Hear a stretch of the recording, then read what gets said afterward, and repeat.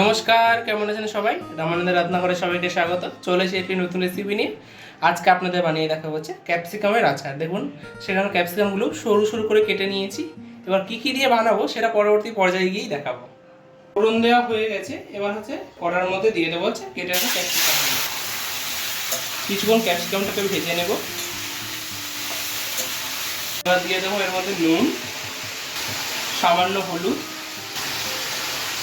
সামান্য লঙ্কার গুঁড়ো আর বেশ কিছুটা ধনে গুঁড়ো,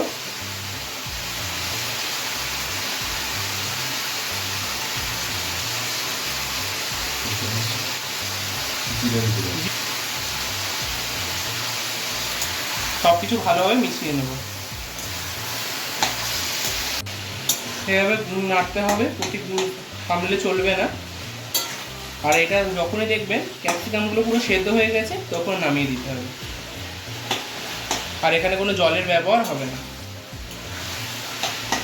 দিয়ে তেল ছাড়তে শুরু করে দিয়েছি, আর একটুখানি সেদ্ধ হয়ে গেলে নামিয়ে দেবে। এখানে কোনো জলের ব্যবহার একদমই করিনি।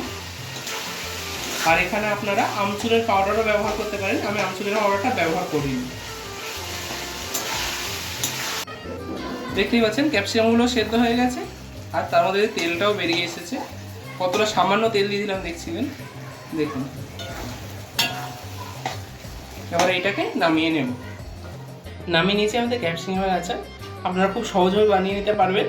আর অবশ্যই এটা বানিয়ে ফ্রোজেন করা যায় 2 থেকে 3 মাস অনায়াসে।